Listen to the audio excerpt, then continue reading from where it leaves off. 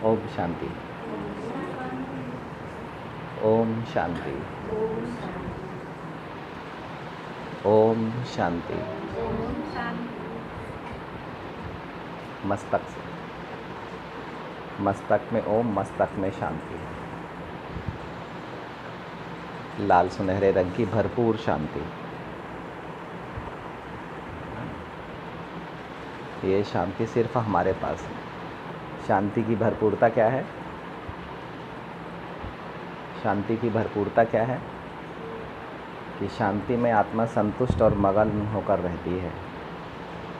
परम धाम में जाती है तो आत्मा संतुष्ट और मगन होकर रहती है। क्यों?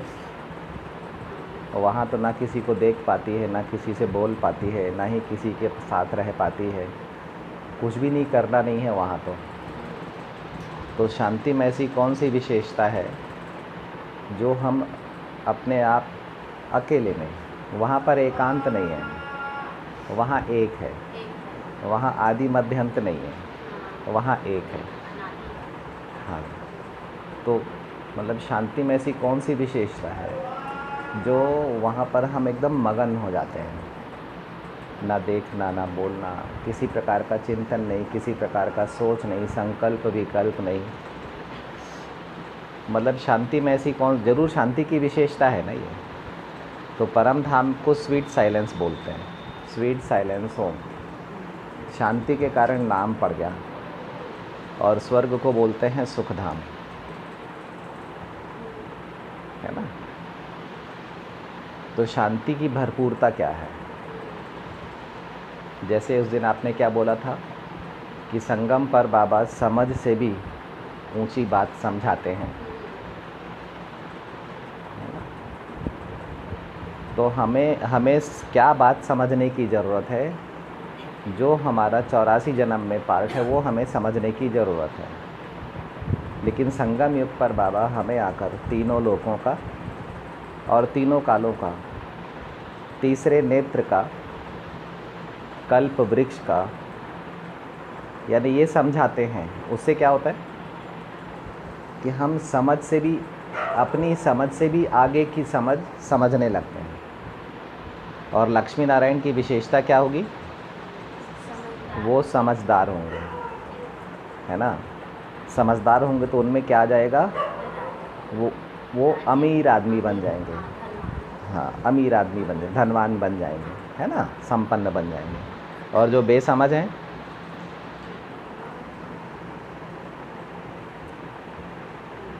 है ना, जो समझ नहीं रहे हैं,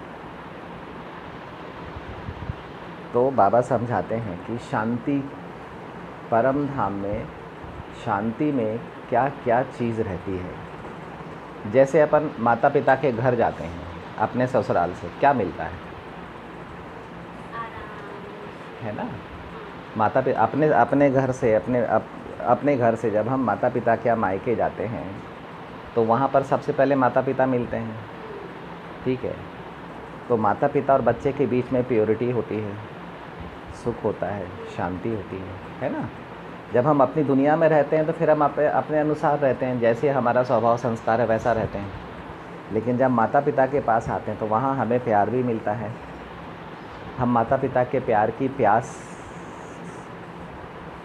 जब हम दूर रहते हैं तो बढ़ते चले जाती है आत्मा में कि हमें माँ का प्यार चाहिए, पिता का प्यार चाहिए। हमारा दिल माँ बाप की प्यार को खोजता है, हमारी बुद्धि गुण और शक्तियाँ खोजती हैं। तो माँ बाप से ज़्यादा गुणवान बच्चों की नज़र में होता नहीं है कोई। वो गुणवान होते हैं, बच्चों को लगते हैं कि मेरे माँ बाप कितने गुणवान हैं, इसीलिए वो उनको बहुत प्यार करते हैं।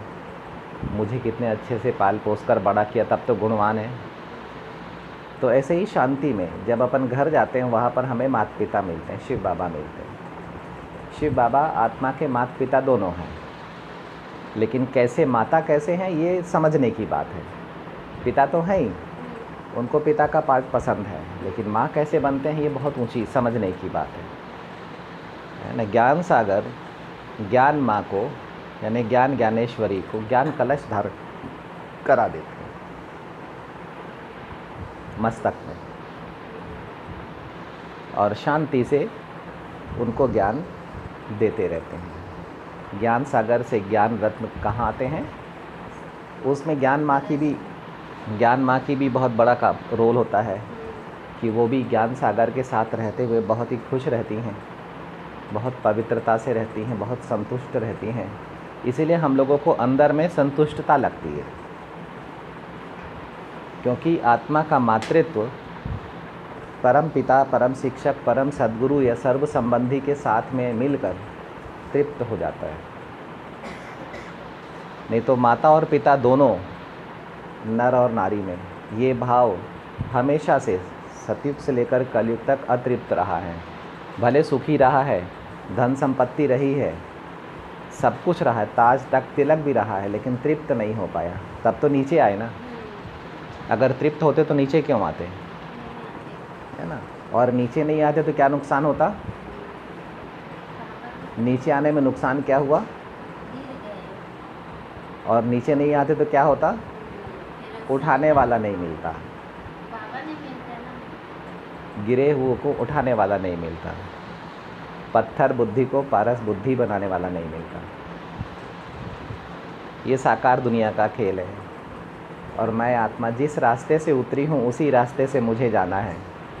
उतरते समय अकेली थी और जाते समय जिसने भेजा था, जिसका हाथ छोड़कर मैं पाठ बजाने आ गई थी, वो मेरा हाथ पकड़ कर ले जा रहा है।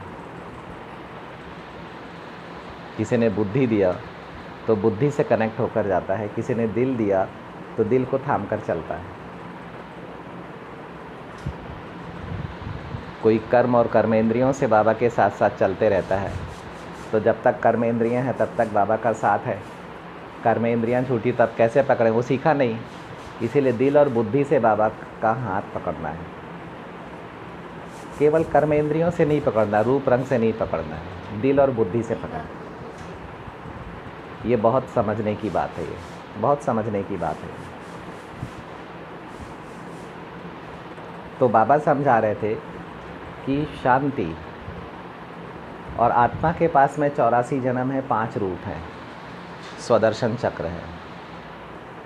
उन 84 जन्मों में कल्प वृक्ष छिपा हुआ है, सृष्टि चक्र छिपा हुआ है। सृष्टि आत्मा और आत्माओं के रहने का स्थान है। आत्मा सतोप्रधान सृष्टि बनाती है, किसके साथ? सतोप्रधान बाबा के साथ। कब? जब वो तमोप्रधान रहती है तब। तो तमोप्रधान से सतोप्रधान की यात्रा में आत्मा के 84 जन्मों की सृष्टियों का निर्माण होते जाता है। तो आत्मा जिस रास्ते से जो खोते हुए उतरती है, अपनी सृष्टि का नुकसान होता है आत्मा के। तो बाबा जब आता है, तो जब बाबा को याद करते करते वो अपने संस्कारों को परिवर्तन करते हुए आगे बढ़ती है। यानी संस्कार परिवर्तन का मतलब होता है 84वें जन्म के संस्कार से 83वें जन्म में आ गई, भूतकाल में था, 84वां जन्म भविष्य में चला गया, यानी बाबा के साथ है। फिर 83वें जन्म से 82वें जन्म में आ गई, तो 83वां जन्म कहाँ चला गया? भविष्य में चला गया, क्योंकि तृप्त हो गया, संतुष्ट हो गया। आत्मा का जो पार्ट था वो लिख गया उसमें। ऐसे करते करते एक एक जन्म को भूतकाल से निकालकर भविष्य काल में डालते जाती है, क्योंकि बाबा का साथ है, बाबा चला रहा है। और आत्मा बाबा की याद करते करते, है ना, बाबा की याद करते करते आगे की ओर बढ़ रही है। यानी वो अपने रास्ते से वापस लौट रही है, जिस रास्ते से आई थी उस रास्ते से वापस। बाबा कहते हैं तुम्हें अपने कर्मों पर जीत पानी है, संकल्प विकल्प पर जीत पानी है। यानी तुम्हें कर्मातीत अवस्था बनने की मेहनत करनी है। बाकी तुम्हारी दिल और बुद्धि के लिए मैं बैठा हूँ, उसका टेंशन मत लो। ऊपर के 2 युग मैं तुम्हें ले जाऊँगा लिफ्ट में बिठाकर। तुम्हें ये याद करने की मेहनत करनी है अपने रजो प्रधान और तमो प्रधान संस्कारों पर विजय पाने के लिए, रजो प्रधान और तमो प्रधान संकल्पों पर विजय पाने के लिए। बस तुम्हें मेहनत यही करनी है। और बाबा कहते हैं किसी को नहीं, मुझे याद करो, और किसी को याद करने की ज़रूरत नहीं, सिर्फ मुझे याद करो। बाबा समझाते हैं और करके देखो कितनी शांति मिलती है। क्यों? रिश्ते नातों के दबाव से मुक्त हो जाती है आत्मा। और बुद्धि से याद करना, मन से नहीं याद करना, क्योंकि मन की याद बाबा तक नहीं पहुंचती। मन की याद किसी भी आकार तक पहुंच जाएगी, लेकिन अशरीरी तक नहीं पहुंच पाएगी। इसीलिए बुद्धि की याद और दिल की जो याद होती है, भावना में याद होती है, वो भगवान तक पहुंचती है। बाबा को कैसे मालूम कि द्वापर और कलयुग में जब हम बहुत चरित्रहीन थे, जब हम अहंकार में डूबे हुए थे, तो हमने बाबा को याद किया है? ये बाबा को कैसे पता? क्योंकि देह से अभिमान में थे, लेकिन दिल और बुद्धि से बच्चे थे भगवान के। तो अंदर में जो याद पैदा हुई वो बच्चे की याद पैदा हुई, राजा की याद पैदा नहीं हुई। राजाई अहंकार हमने देह से किया है। दुनिया, वैभव, पदार्थों पर जो अधिकार दिखाया है, जो रिश्ते नातों पर अधिकार दिखाया है, वो हमने देह से किया है, देह अभिमान से किया है। लेकिन जब बाबा की याद करी, पूजा करने बैठते, तो बच्चा जाग। जैसे अभी संगम पर हम जब मुरली पढ़ने बैठते हैं तो अंदर में बच्चा जाग जाता है बाबा का। बच्चे के बिना काम नहीं होता। बचपन जागता है तब माता पिता से कनेक्शन होता है। तो बाबा बोलते तुम अपने दिल और बुद्धि की चिंता नहीं करो, उनको मैं संभालूंगा। जहाँ जहाँ है वहाँ से तुम्हारा दिल वापस आएगा। जहाँ जहाँ पर तुम्हारी बुद्धि अटकी हुई है वहाँ से तुम्हारी बुद्धि वापस आएगी। और इसके बाद में एक बार वापस आएगी, फिर जाएगी नहीं वो, क्योंकि मैं बैठा हूँ। इसीलिए उसको मैं संभाल लूँगा। तुम्हारी भावनाओं को, भाव को, योग को, गुणों को फिर मैं थाम लूँगा। उतरती कला में आत्माओं के साथ में जन्म बिताने के दौरान हम लोगों ने आत्माओं को दिल दिया। आत्माओं के प्रति भावनाएं आ गई। माता पिता, भाई बहन, बेटा बेटी, है ना, तो भावनाएं आ गई। तो हमारा दिल, और फिर हमने बुद्धि से पालना भी उनको दी। हमारी बुद्धि में जितने गुण थे, जितनी शक्तियाँ थीं, वैसी उनको पालना भी दी। अंत में आकर जो विकार थे वो भी, उससे भी पालना दे दी। स्वभाव संस्कार से भी पालना दे दी। संकल्प विकल्प से भी पालना दे दी। व्यर्थ की वाणी से भी पालना दे दी। तो बच्चे भी वैसे ही बन गए। अब फिर से बाबा हमारे बचपन का श्रृंगार कर रहे हैं। जब तक कृष्ण ना बने तब तक लक्ष्मी नारायण कहाँ से आए? कितनी सुंदर मुरली सुनाते हैं बाबा। कल आप आए थे ना, है? कल बाबा ने बोला था, जब तक कृष्ण ना बने तब तक लक्ष्मी नारायण कहाँ से आए? तो बाबा समझाते हैं कि तुम इस समय, आज का बहुत सुबेरे का ये आज का पॉइंट है, ये बहुत सुंदर पॉइंट है कि तुम्हारी बुद्धि में सतयुग के 8 जन्म हैं, त्रेता के 12 जन्म हैं, द्वापर के 21 जन्म हैं, कलयुग के 42 जन्म हैं, और 1 जन्म संगम का है। 21 जन्म दिल की तरफ है और 63 जन्म संस्कारों की तरफ है। समझ में आ रहा ना? समझ में आ रहा दीदी, है ना? इसीलिए संस्कार और दिल को समझना है। दिल में बचपन है और संस्कार में बुढ़ापा है। लेकिन बचपन के साथ भी संस्कार चाहिए और बुढ़ापे के साथ भी संस्कार चाहिए। बुढ़ापा महसूस हो रहा, हमारे संस्कारों में खोए हुए हैं। थकान आ रही है, बीता हुआ लग रहा है, पुराना सा लग रहा है। इसका मतलब है कि हम बुढ़ापे को महसूस कर रहे हैं, संस्कार को, एक ही जन्म को महसूस कर रहे हैं। अगर हम दिल में जाएंगे तो 84 जन्मों का प्रभाव आत्मा पर निकलेगा। बुद्धि में जाएंगे तो संपन्नता लगेगी आत्मा पर। तब बाबा समझाते हैं कि तुम्हारी बुद्धि में इस समय ये सब है, चक्र है पूरा। तो इस समय या किसी भी समय तुम जहाँ हो वहीं विश्व की सेवा करो।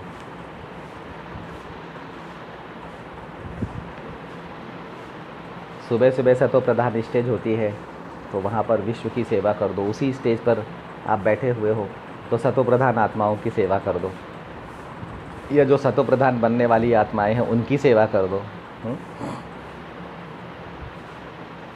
दोपहर यानी 10, 11, 12 बजे के आसपास में सतोगुणी आत्माओं की सेवा कर दो। और दोपहर में 3 बजे तक, 12 बजे से लेकर 3, 4 बजे तक रजो प्रधान आत्माओं की सेवा कर दो। विश्व सेवा, लेकिन 1-2 नहीं, विश्व। अरे भक्ति में कितने भक्त आपके मंदिर में आपके दर्शन करने आए हैं, तो कितने होंगे? तो द्वापर के बाद जो आत्माएं आई हुई हैं वो आत्माएं होंगी भक्त आत्माएं। द्वापर के पहले जो आत्माएं आई हैं वो आत्माएं होंगी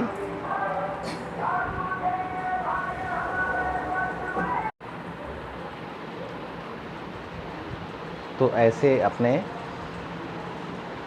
84 जन्मों में सेवा करनी है। और 84 जन्मों के दौरान बाबा ने बताया है आत्मा ने 5 स्वरूप धारण किए हैं। जब परम धाम में थी तो उसका अनादि स्वरूप था, ठीक है ना, नाम अनादि है, लेकिन है बिंदु अपने बीज रूप में, यानी लिंग रूप में, यानी अंडाकार रूप में, यानी अशरीरी रूप में, ये वाला। उसके बाद में जब सतयुग में आती है तो देवता रूप में रहती है, 2 युगों तक देवता रहती है। तो देवता रूप में अपन ये मान सकते हैं कि 33 करोड़ देवी देवताएं आते हैं उसके सामने में। अभी 33 करोड़ नहीं निकलने हैं, निकलने बाकी हैं, है ना। तो अभी हम देवता स्वरूप से भी हम विश्व की सेवा आत्मा कर सकती है। उसको अपने रूप में बैठना, ये रूप हैं आत्मा के। एक अनादि रूप में बैठना है बिंदु को, फिर देवता रूप में बैठना है। उसके बाद में द्वापर में आएगी तो भक्तों के सामने में पूज्य बन के बैठना है। तो मंदिरों में तो जड़ थे, लेकिन अभी तो हम चैतन्य हैं। बाबा ने हमको समझा दिया है पूरा कि कैसे चैतन्य आत्मा अपने भक्तों की सेवा कर रही है। तो मंदिरों में कैसे भक्तों की सेवा करी, पूज्य स्वरूप हो गया। जब हम भक्त थे तो भक्ति करते थे, अभी जब हम शिव बाबा के बच्चे हो गए तो विश्व सेवा कर रहे हैं, विश्व का कल्याण कर रहे हैं और भक्तों की सेवा कर रहे हैं। क्यों? हम सब भगवान भगवतियाँ हैं ना। कौन हो? बोलने में डर लगता है ना। सोचना चाहिए, स्वमान देना चाहिए आत्मा को कि मैं रूप से भगवान भगवती हूँ और स्वरूप से यानी बिंदु रूप से मैं भगवान का बच्चा हूँ। तो भगवान भगवतियाँ क्या करेंगे संगम युग में? भक्तों की सेवा। और सेवा क्या करेंगे? भक्तों को भक्ति का फल। वो क्या है? बाबा का परिचय, बाप का परिचय। भक्त लोग माँ बाप के बिना दुखी हैं, तो उनको माँ बाप का परिचय चाहिए। तो उनको माँ बाप का जो सामने में आए बाबा का परिचय देना ही है, बिना दिए नहीं छोड़ना है। भोलेनाथ की भंडारी से कोई भी खाली ना जाए। जो भी सामने आता है, चाहे वो कोई क्यों ना हो, चाहे वो माने ना माने, लेकिन बाबा का परिचय देना ही है। भोलेनाथ की भंडारी से कुछ ना कुछ आत्मा को फीडिंग देना चाहिए। अगर हम यथार्थ परिचय देंगे तो ज़रूर वो स्वीकार करेगा, क्योंकि 700 करोड़ शिव बाबा के बच्चे रुद्रमाला के तो है ना। तो किसी न किसी रूप में तो ज़रूर ही अनुभव करेंगे वो, तब तो बच्चा बनेंगे।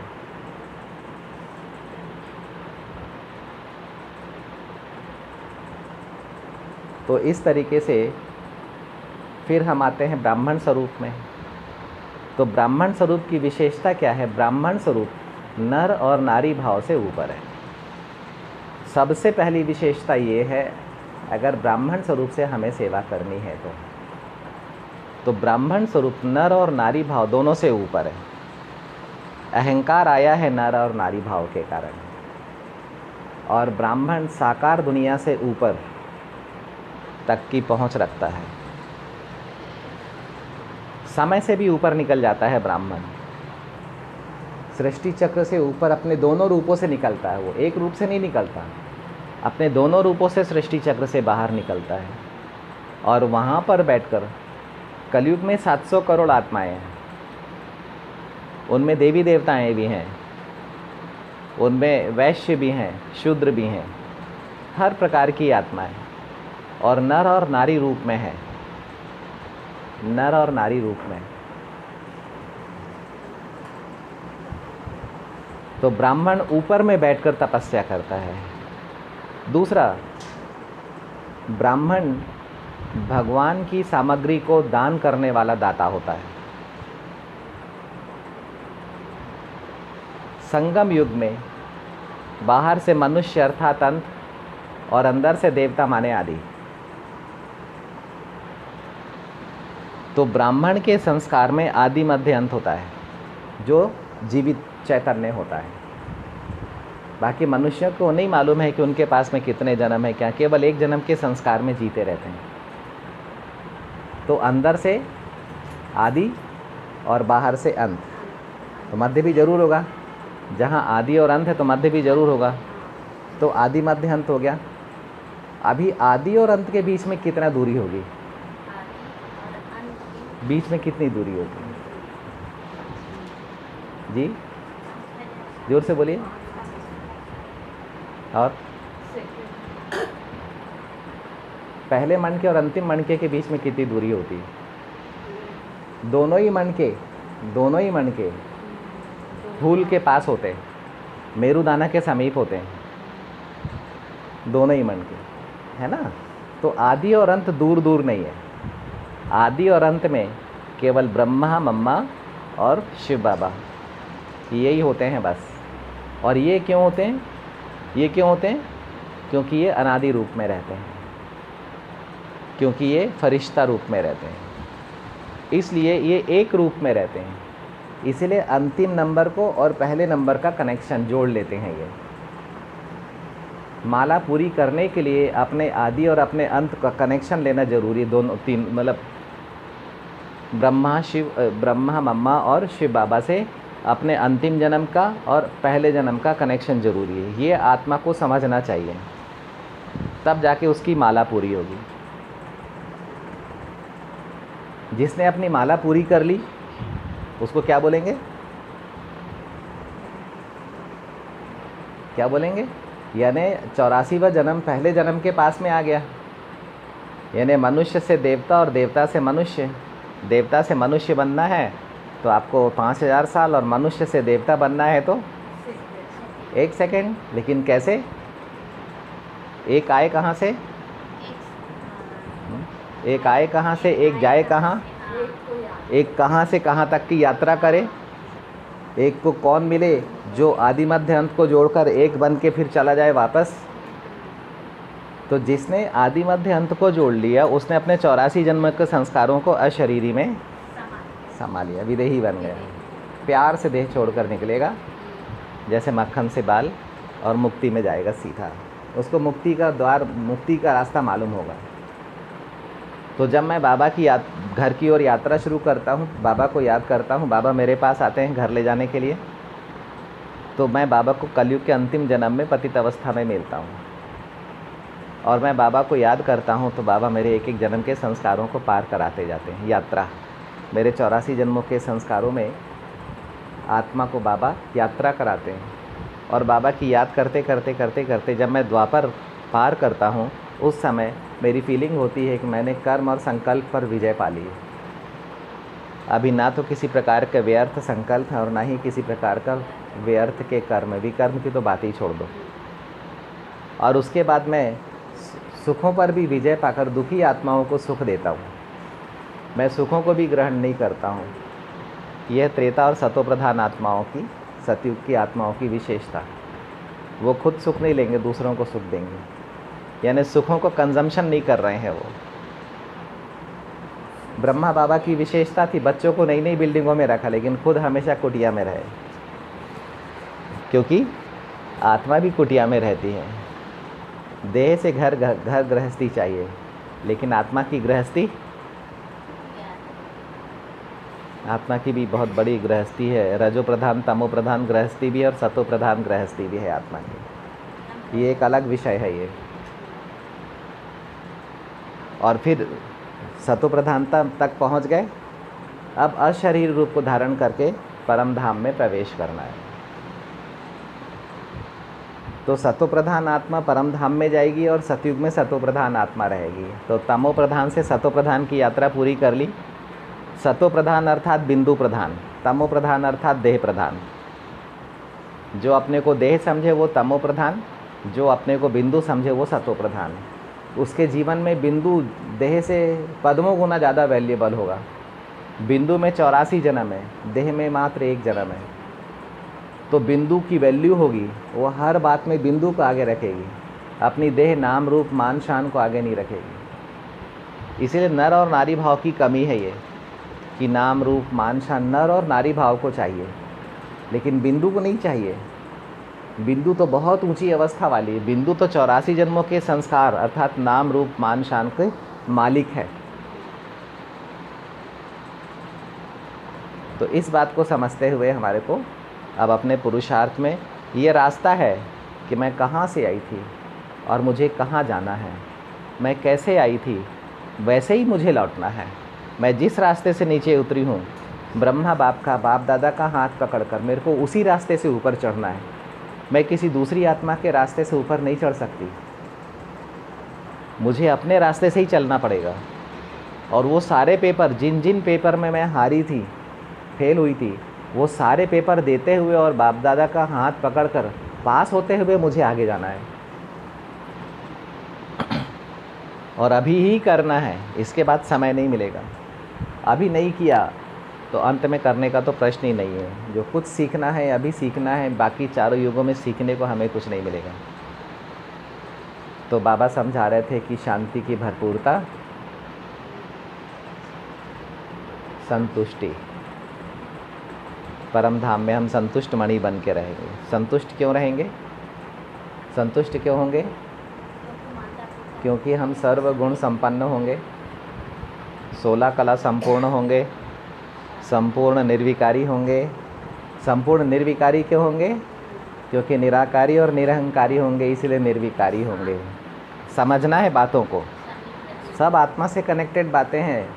सेल्फ स्टडी है ये, यानी सोल की स्टडी, आत्मा की स्टडी है। जितना आप आत्मा को समझेंगे उतना बाबा की बातें और बाबा क्या दिशा दिखा रहे हैं, क्या समझा रहे हैं, कौन सी अवस्था स्थिति दशा के बारे में समझा रहे हैं, किस दिशा में गति दे रहे हैं, वो आपको समझ में आएंगी। तो परम धाम में संपन्न शांति में हम रहेंगे। इसीलिए हमें ना तो किसी को देखने की इच्छा होगी, ना किसी को बोलने की इच्छा होगी। इवन पड़ोस में क्या है, हम इतने ज़्यादा एकदम सेल्फ सेंटर्ड, यानी अपने बिंदु रूप में स्थित रहेंगे और अपनी संपूर्णता को फील करेंगे और बाबा की समीपता को फील करेंगे।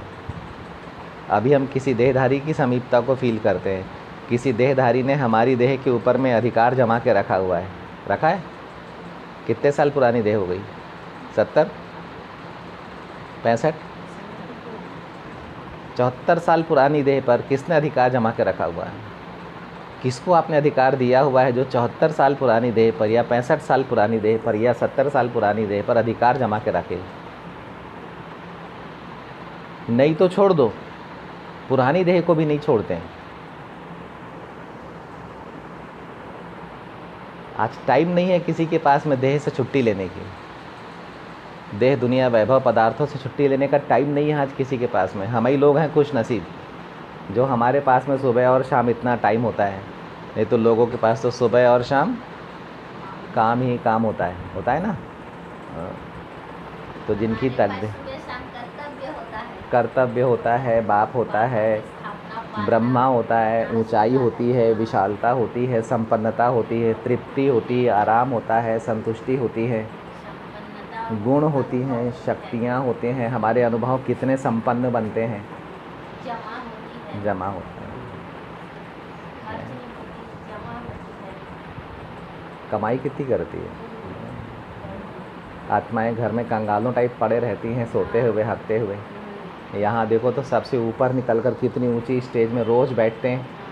कितनी ऊंची स्टेज का हमको अनुभव बाबा देते हैं रोज़ रोज़ है। तो ये है, तो शांति की संपन्नता को हमें अनुभव करना है। वो आत्मा की प्रॉपर्टी है, मुझ आत्मा की प्रॉपर्टी है। और मुझे अपने आदि मध्य अंत पर नज़र डालकर अपने रास्ता को समझना है कि किस रास्ते से मैं उतरा था, उसी रास्ते से मुझे चढ़ना है। अगर मैं अपने रास्ते से चढ़ूँगा तो कोई विघ्न नहीं आएगा, अगल बगल में देखूँगा तो विघ्न आएगा। मुझे चढ़ना है बंधन ख़त्म करते हुए, बंधन बनाते हुए नहीं। ठीक है। ओम शांति।